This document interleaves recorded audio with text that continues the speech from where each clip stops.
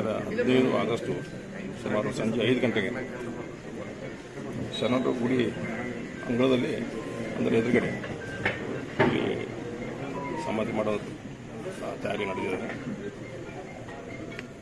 ಬಂದಂಥ ಭಕ್ತರಿಗೆ ದಾಸೋಹ ಪ್ರಸಾದ ಭಜನೆ ಸತತವಾಗಿ ಇಲ್ಲಿ ದೊರಕ್ತಾ ಇದೆ. ಹಾಗಾಗಿ ಎಲ್ಲ ಭಕ್ತರಲ್ಲಿ ಮನವಿ ಏನಪ್ಪ ಅಂದರೆ ಯಾರು ಬದಲು ಮಾಡದೆ ಬಂದು ಆಶೀರ್ವಾದ ಹೋಗಬೇಕು.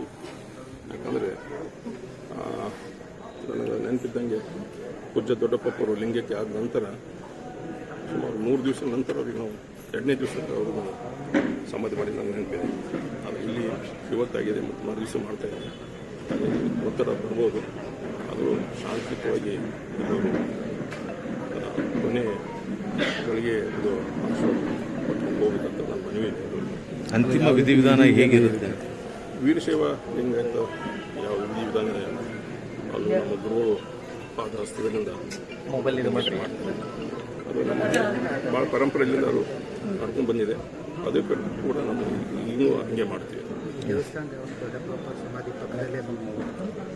ಎಲ್ಲಿ ಶರಣಬಸವೇಶ್ವರ ಹಿಡ್ಕೊಂಡು ದೊಡ್ಡ ಗೌರ್ಮೆಂಟ್ ಆಗಿದೆ.